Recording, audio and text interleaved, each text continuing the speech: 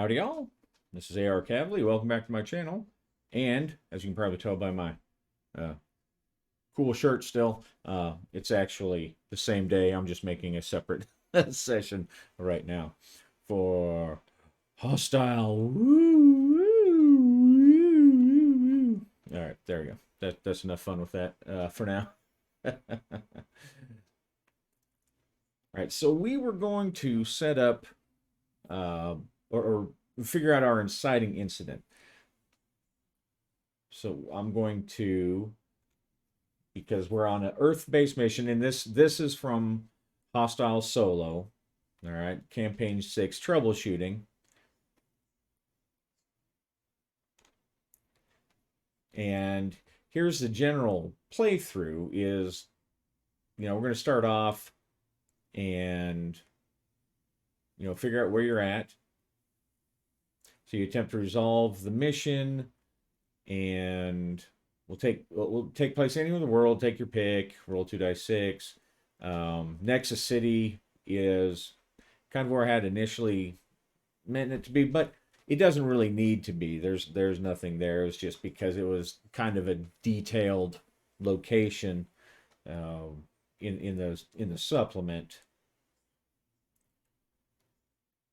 And then we investigate, looking for clues and random encounters.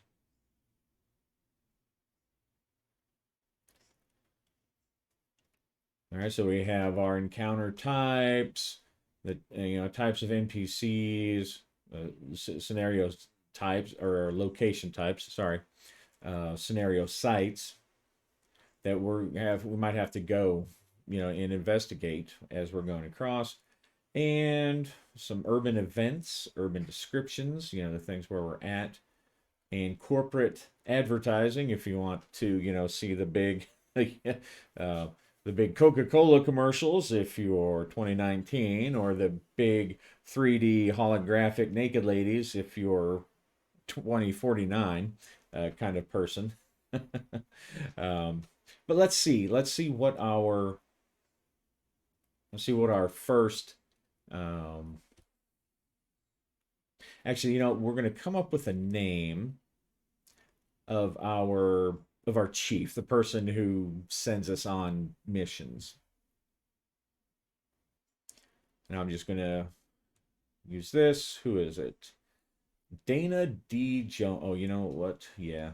Yeah, it's U.S. Marshal, so I'll leave that there. All right. So Dana D. Jones. Come over here and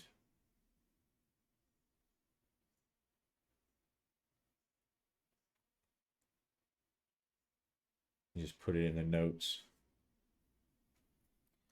She's our marshal's chief.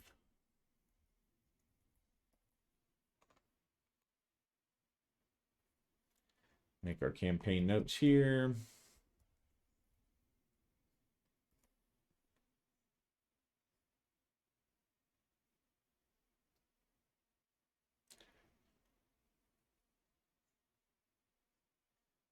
Let's see, so what's she gonna be?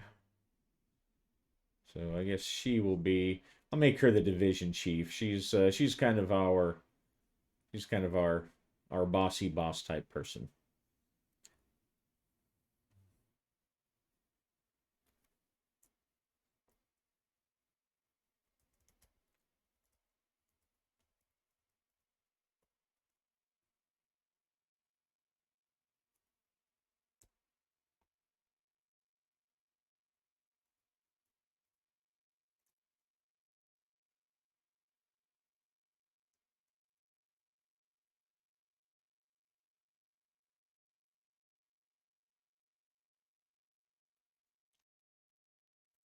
And let's come up while we're at it. Let's come up with some text. And I have a feeling, at least until until we get off world, she's going to be she's going to be one of our patron essentially. So her general demeanor is going to be a 5-2. Oh, good. She's impatient and irritable. That's always good to be for a boss, especially a bureaucratic law enforcement boss. Patient and irritable. Let's see, one or the other. All right, she's impatient. So she's impatient. And what kind of mannerism? 1, 3. Oh, she avoids eye contact.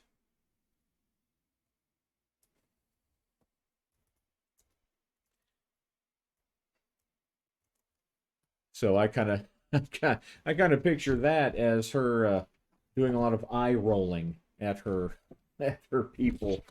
Uh, come on. And let's give her a tag. Why not? 2-1. Clumsy or inept. Nah, I don't like that. That doesn't sound right. So I'm going to skip that. Chief Jones. Diana Jones.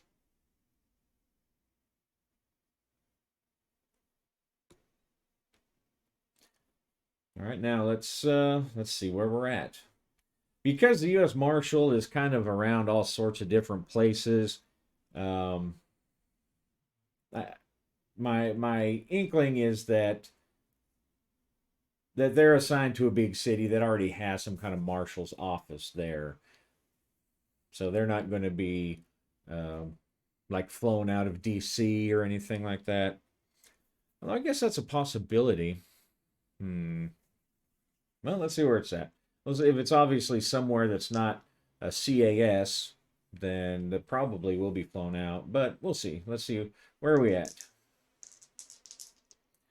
All right. Now, see here, Nexus City is the it's going to be the most common. Let's see. What does that star mean? Oh, okay. Oh, Nexus City, Liberty Station. All right. So where do they start their investigation? For New York. All right. So they're going to start in New York. And their mission goal. So the case is about 7. Eliminate target. And I'm going to say that's apprehend target. I know it's sort of dystopian future still, but just eliminate target. A little, a little forward for marshals, and let's see what the target is. So they're supposed to. They've decided that, or higher ups have decided that they need to get somebody. Who are they getting? 5. A politician. Ooh. All right. So they've been assigned to get a politician to apprehend a politician.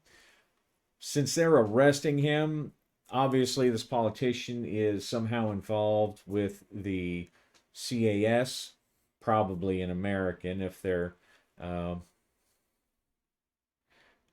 going to New York, or if they're working in New York.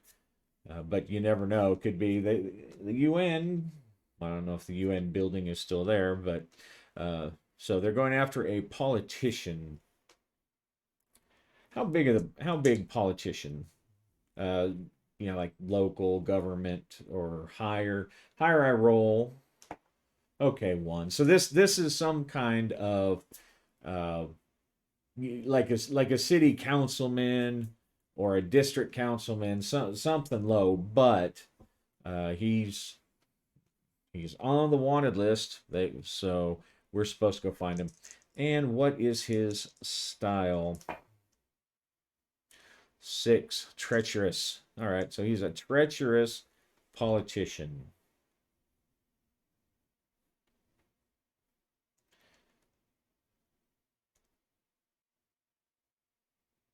Or she. All right, so who are they after? They are after Daryl M. Martinez.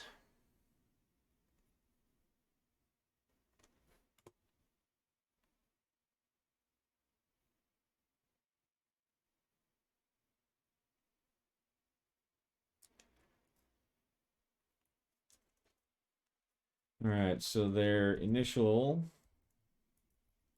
mission: apprehend aldermen or councilmen. I don't know if I think they call them councilmen in New York.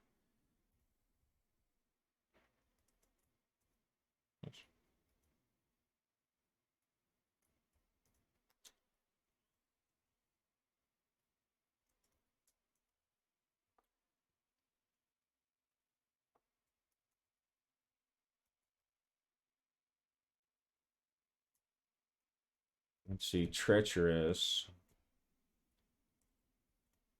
Oh, I'll say for treason. How about that?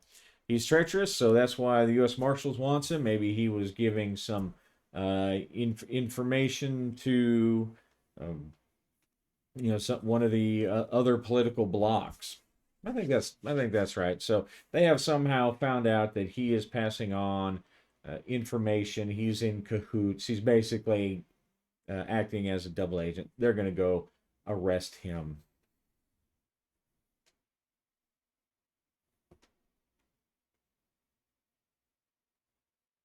I think when I did a cut and paste, I changed that font. Not a bad font, but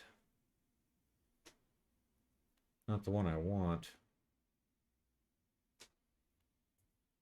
Just because it's kind of big. There we go. That's a little better. What?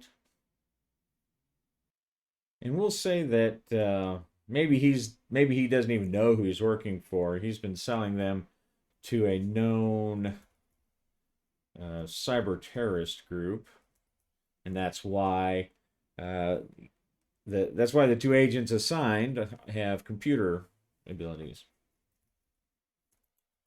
And we'll call them the uh, dirty underwear. No, just just just kidding.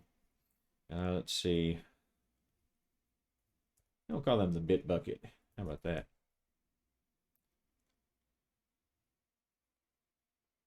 The Bit Bucket Collective.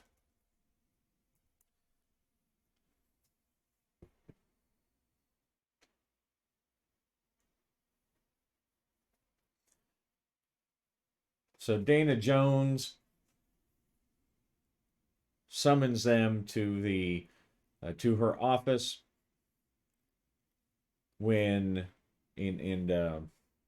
Justin is going to be the main kind of PC, I guess, just because he's the experienced guy.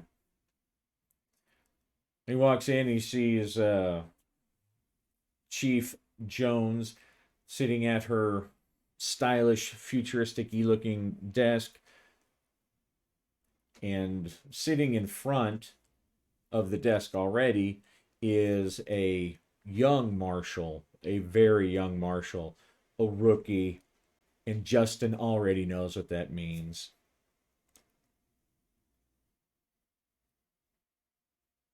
Are you hooking me up with a rook? Dana rolls her eyes and she points to the chair and says, "Just sit down, Justin. Look, how do you think he casts a look over at Robert, and he tries not to be too much of a jerk, but he really does not, this person can't help him gain, climb the ladder any, and he's not going to show him anything, but he has a love of the job, so he's not really angry at Robert. His ire is more towards Dana for us because she will be the one assigning him a rookie partner. So he sits down and she says, "How do you expect people to get trained if we don't put them with experienced officers?" Where's he coming from? "I'm coming from the computer lab, sir." And Justin looks around because he also has been working in the computer lab, but obviously a different uh, department in the computer lab. Probably more of a active cyber stalking kind of thing, since he's learned security in this last tour. So they're probably under the same department head, but maybe in different branches. Okay. Well, what do you need us to do there, Chief? And Justin is or Robert's kind of looking at Justin, not really odd, but Justin has that hero, want to be the hero cop, and uh, Justin's or Robert wants that. Justin has been around for a while, and So, and he has a pretty good career. Not necessarily the type of badass that Robert wants to try to emulate. All right. I want you two to go apprehend Councilman Martinez. The last logs, both of you have been working on this case from different directions. Oh, good, Justin says. Always love it when the right hand doesn't know what the left is doing. And Chief Jones shakes her head, looks away. Her avoiding eye contact, she tends to look up as she's talking to people. Like she just can't even bear to look at them, and she impatiently wants the business done. All right, look, both of you have it. We got a judge to sign off on the order. It is absolutely nailed down that he's been working with the Bitbucket Collective. Oh, Robert pipes in. Yeah, I was following them. I followed that trace. Well, I didn't realize it was for such an important case. Don't get jumping out of your britches yet, kid, okay? He's a councilman. He's a scumball. All right. We'll just start small. Oh, yes, ma'am. Anyway, we want you to go get him. He's having a little get together tonight, and look, this is coming down from the top. They want it public. All right, so he's having this little soiree. There'll be other councilmen and probably executives from the New York courts. That's when they want you to nab him. They want you to nab him, and they want you to make sure that everyone sees it. And Justin shakes his head. Come on, Dana, what kind of bullshit is this? Are you trying to kill my career? You know the work I've been doing, the contacts I've been making. You want me to go on and arrest in front of a bunch of politicians, in front of a bunch of the leaders of the city, and pull this guy down? They're all going to think I'm some kind of asshole. They're not going to want to talk to me anymore because even if they don't like him, he's one of them. Look, I'm sorry. That's what's come down from the top. All right, so you can either spend your time kissing Martinez's ass or your boss's ass. Your choice. Either way, you're taking the kid with you. Ma'am, I'd prefer if you didn't call me a kid. I mean, I'm 22. My apologies, Deputy Rizzo. Anyway, she types in on her keypad and pulls out the data card. It's an official U.S. Marshal data card. It has warrant information and all that. And she tosses it across the desk to him. Be there early. All right? Be there early enough so that you can kind of see who's there and then walk in, make the arrest. You've done it a million times before. And don't give me any more shit about your big shining career, all right? And get out of here. And you take him with you. Do all your prep. You show him the ropes. He's been in the computer lab the whole time. He's never been out on the field before. And this is what this high profile arrest, this is where you're going to assign him to me? Listen. Stop whining at me and get out of my office. So Robert stands up, looks at her for a minute, and then kind of taps Justin gets up. I'm gonna have to work on getting those guys straight. Justin stands up and he kind of flicks Robert on the shoulder, not in a mean way or anything, just kind of like taps him on the shoulder and says, "All right, come on, let's go." And so they spend the next couple of hours doing research, making sure all the paperwork's filed, making sure that they have a plan filed with the evening shift with the local precincts, kind of casing the joint out, making sure that they don't go barging into the wrong building. They get their gear, and Justin says, "All right, let's go. You drive." Justin's not the greatest driver. And Robert's not very good himself, but he's better. He's better. So they pile into their unmarked but obvious federal vehicle and head on down to 327 blankety blank plaza. They drive up, and the building itself, like a lot of the buildings in New York, Earth in hostile. It's undergoing a severe process of desertification. Things are dry. There's a lot of dust. It's always hazy. It's always polluted. New York City, of course, is one of those centers. And as you look up, you can see the skyscrapers. Some of them at least go over the thickest ground level clouds.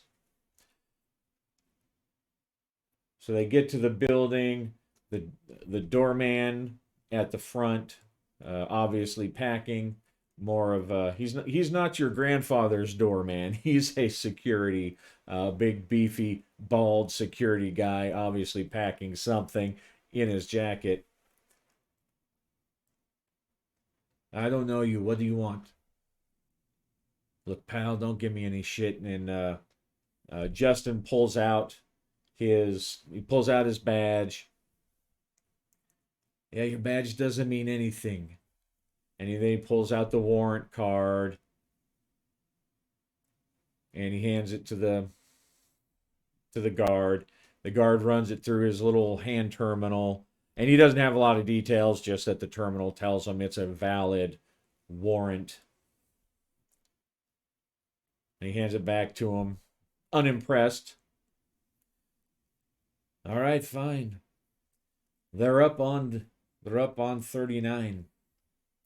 And he lets them in. They go in, get into the elevator. They've been watching, and so many people have shown up. A lot of famous people that Justin realized that Justin knows, or at least knows of. His social isn't high enough to have been hobnobbing necessarily with these people, but that's the circle that he's kind of been trying to get in. And there's a couple of these people, the beautiful wives in their slinky night dresses and smoking and chit chatting with their martinis and whatnot, talking to of course, uh, surgically perfected, genetically perfected husbands and employers and bosses and cousins and the whole uh, uh, nepotism, nepotic, the whole nepotic uh, circle. They're hanging around in the lobby. One of the women gives Justin a little "come hither" wink. She flirts as he walks by. He grins back, hits the button, and the elevator shoots up.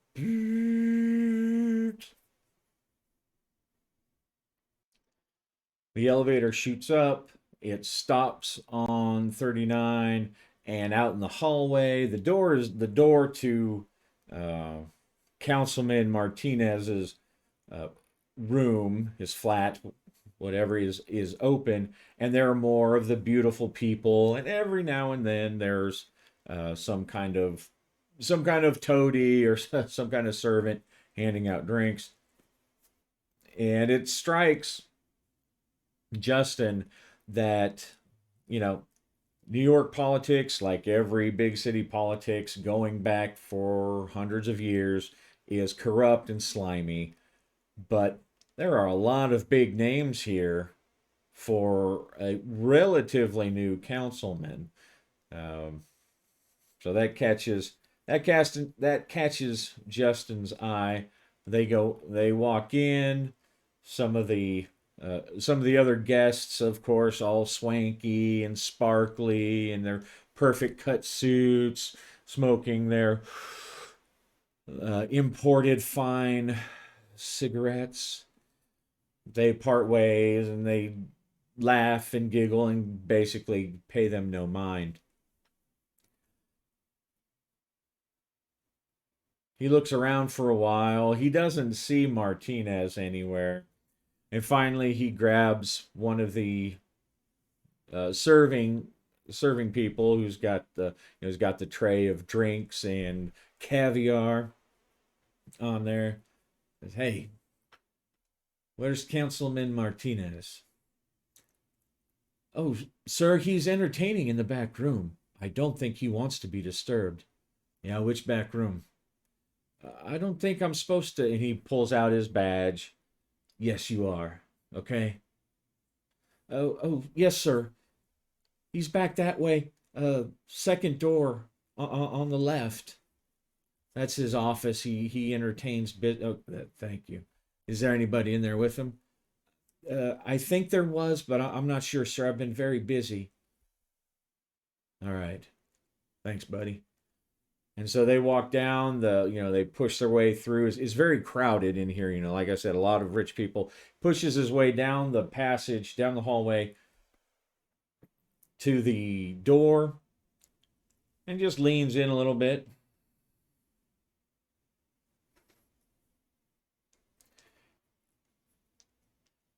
Let's see, does he hear anything? And here I'm going to pull out my little deck.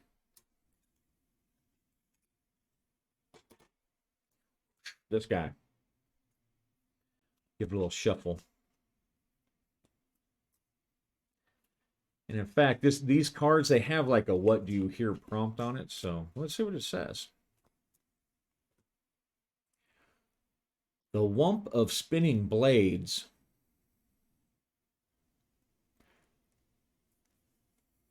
Hmm.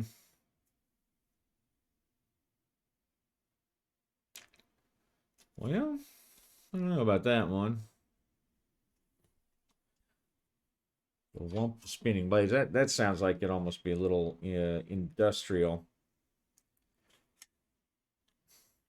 So he doesn't. Let's see, the whump of spinning blades. Nah, I don't like that prompt. I know it doesn't really fit in with what I'm looking at. So let's try a different one. What do you hear? Rain drumming against something, or series of explosions. Huh. I think I've drawn a couple that I don't really like. I don't think they fit. So he doesn't hear anything. He's going to open the door, and what does he see? All right. I have this, like I said, this is the inciting incident. I have an idea that something bad is going to happen to Martinez. Now I'm just going to determine whether or not it's going to happen sooner or later. Let's see. I think for that one, maybe I'll take a look at the solo oracle. Let's see.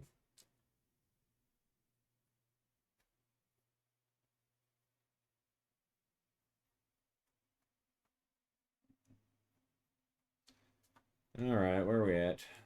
Oh, there was a.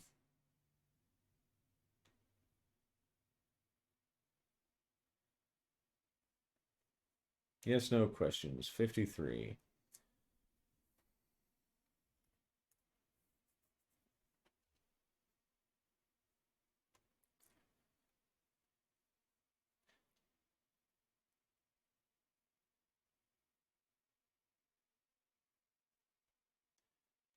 All right. I'm just going to say on a 5 or a 6, Martinez is already in this bad way. All right. Is the perpetrator nearby? Yes, he is. Did it just happen? You know what? Yes, it did. All right. So he opens the he opens the door and he sees Martinez on the ground in a pool of blood, and it looks like, well, we'll go back to our whirling blades. It looks like his throat has been slashed open, like a meat cleaver went through it. Blood is pouring, and crouched over the body is a man. Is it a man? 1 through 4. Yeah, okay. So it's a man, and also dressed very professionally, like he was there as a guest, and he was rummaging through the guy's pockets.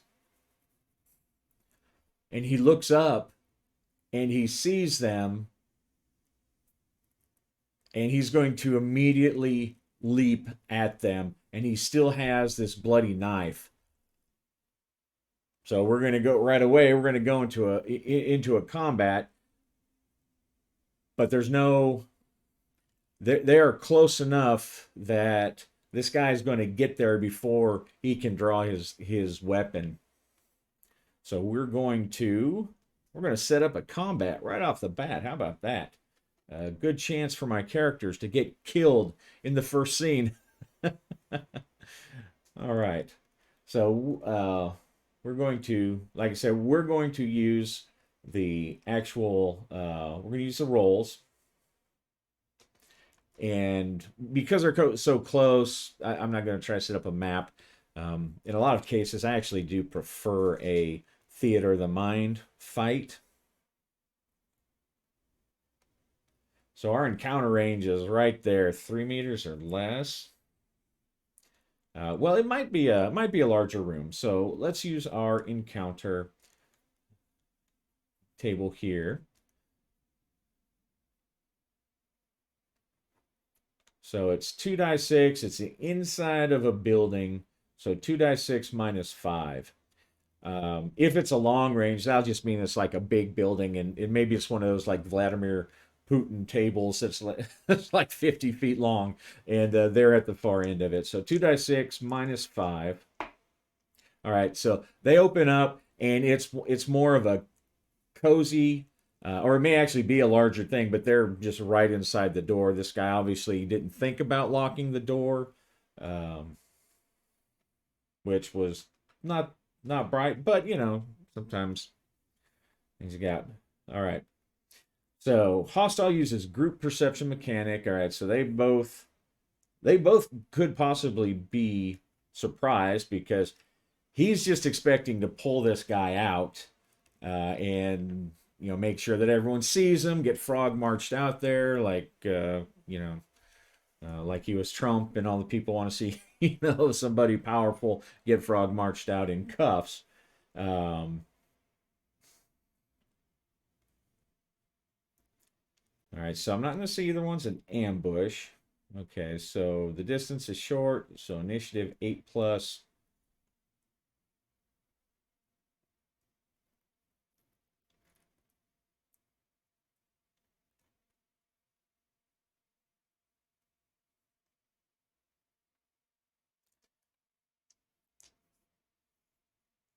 All right, so for this guy, I'll roll for.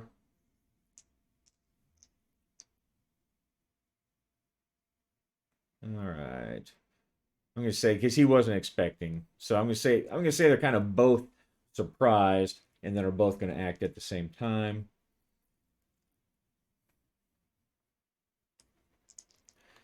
All right, so our trusty hero here. Oh, not you. Our other hero, Justin.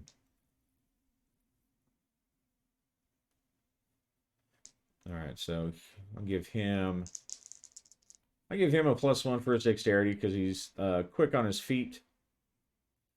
And it will be really, since there's only one person, it's going to be side anyway. So 8 or better. All right, 7, 8. So he makes the initiative by +3, since they add the +3 there. At least I think I'm reading that right. And what about this guy? I say I won't give him a dex bonus. What does he roll? Oh, all right. So he leaps, but uh, he, Justin is ready. Justin's ready before that guy. So he leaps. He's got a brawling of 2, I think. Oh no, brawling of 1. So he's still a skilled brawler though. This guy, we're going to give him. Let's see. Is he like a like a badass assassin type person? I don't know. D6. Is he really cool? No, he's some kind of toady or something. So I'm just not going to give him any bonuses for his roles. He obviously managed to kill this guy, but he's probably somebody who's been hired by somebody else. I'm guessing, because the Oracle, the 6-sided Oracle, tells us this guy's kind of well, he's a weenie for an assassin. That might still mean that he's kind of a badass versus the bartender, but no bonus for him. So he's going to leap, and Justin is going to do melee combat. Now he's going to grapple though, because he's going to try to throw him, use his weight against him. All right. All right, so character can kept to wrestle or grab another person instead of hitting him, the attacker. I don't think it's not going to do much to him if he pushes him. Let's see. He's going to try to grapple and then disarm the guy. All right, so 8 or better. Let's see. Oh, okay. He does get a player's choice for dexterity DM. All right, so I'm going to give him a dexterity bonus. Why not? So 2d6. He's got a +2 to make his grappling attack. 8, 9, 10. So he makes his by 2. So he does manage to grapple the guy. Okay, the opponent will probably try to parry. All right, if he succeeds, let's see, does he try to parry? Yeah, he'll try to parry. Can he beat him? Oh, dang, 10. All right, so all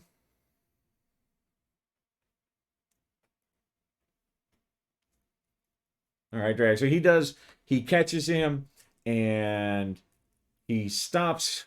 He reaches in, he tries to grab him, but the other guy pushes back, and he gets ready to slash, and he causes Justin to step back.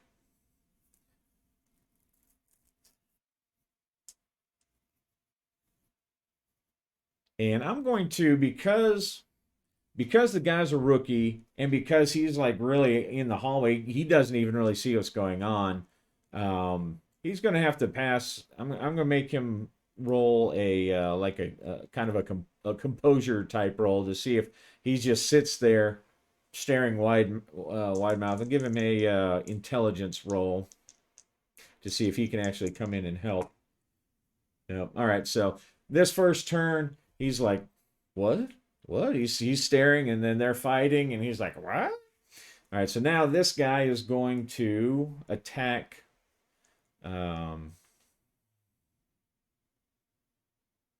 Oh, hold on a second. No, I got that wrong. I did that wrong. I tried it as an opposing roll, but all right. So probably try to parry defending characters. All right, is applied to as a negative DM. Okay, no, so okay, I I got that. I got that wrong. His effect was 2, and I don't think this guy's skill is, because I rolled a 1. I don't think it's high enough. I'm gonna say he's got like a melee of 1 or something, or maybe even 0. I'm gonna say maybe a 0. But either way, he actually did grapple. So my mistake. Zoop. I won't edit that out. I'll leave that in there as a learning a learning experience. All right, so he is all right. If he succeeds, character. All right, so he's going to try to. He was trying to disarm him. If he succeeds by 6, he can take the weapon away. All right, so he does actually grab him. The guy stabs him with the knife. He locks his arm up and makes him drop the knife. And he's shouting at, while he's wrestling, he's shouting at Rizzo, get him, zap him. And Rizzo, of course, this turns like, what? All right, so he's disarmed, and so he did disarm him. This guy is now, he's going to try to break free, and his grappling is going to be at -1 because our guy has a skill of 1, and he's going to, try to parry.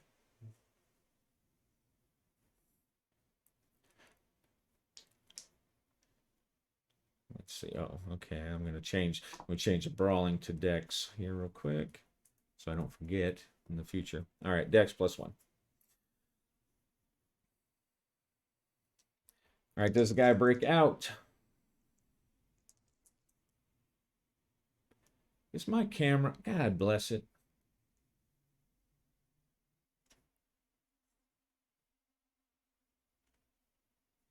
I think my camera up there has been locked. I wonder how long that thing's been locked. What a bummer.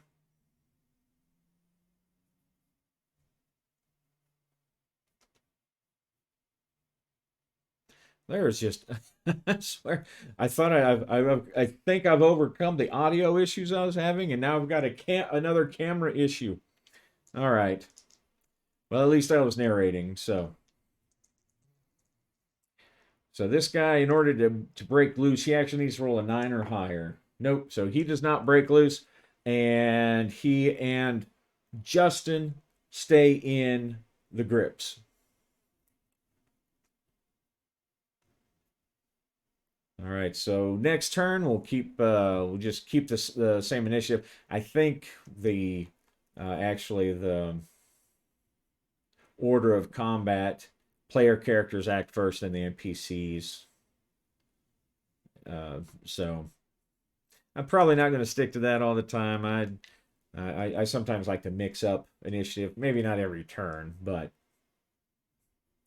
So now he is going to take this guy, and he's going to try to throw this guy like into the wall or something. So he's going to try to grab him and throw him.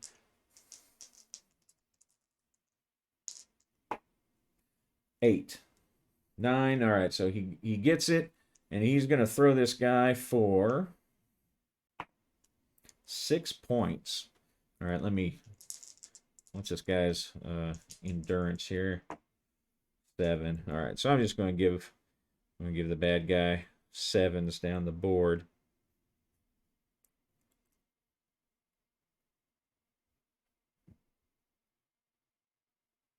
All right, so that ends the grapple, but he's thrown. This guy's got, he's down to 1, so he gets thrown against the wall. Justin tosses him. He goes up against the wall. He falls over, and now our rookie Rizzo, the rookie, he comes in. He steps in with the taser, and Justin's like, "Get him, get him!" So that's going to be at close range, the guy's prone. Yeah, it's gonna be pistol range. They're short. They're very close. In fact, I think he probably can step in 3 meters or less. Yeah, I guess because he threw him right 3 meters or up to 3 meters. So we'll say 3 meters or less. He's not going to aim. And let's see. He's not firing into hand-to-hand combat anymore, I don't think, because since he threw him, that breaks it.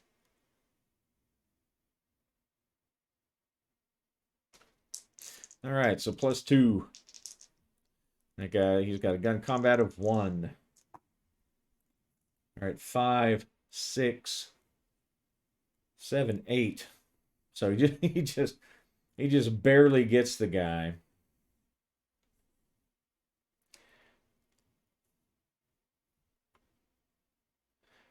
All right.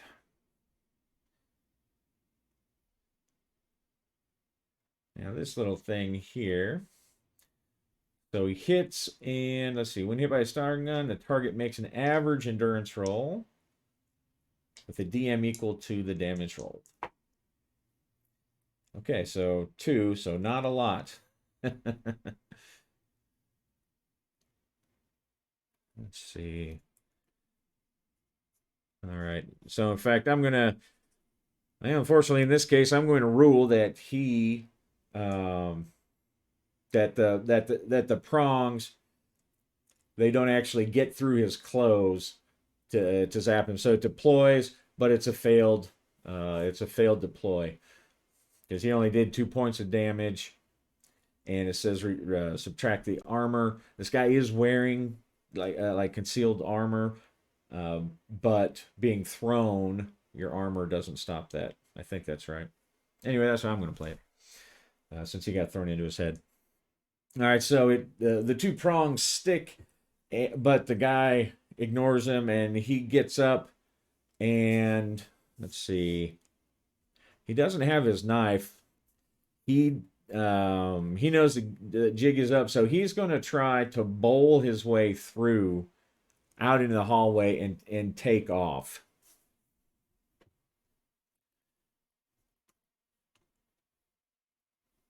So he gets up, he jumps, and let's see. Well, his best bet is probably against the kid. So I'm just going to call that a melee attack. He's going to try to bowl through the kid. Now the kid does have, I think he had brawling too. Let me double check that though. Oh no, he doesn't. So he doesn't have brawling. So this guy's gonna he's gonna not only do that, but he's gonna try to bowl through him and shove him into Justin. Let's see how that goes. 7, 8.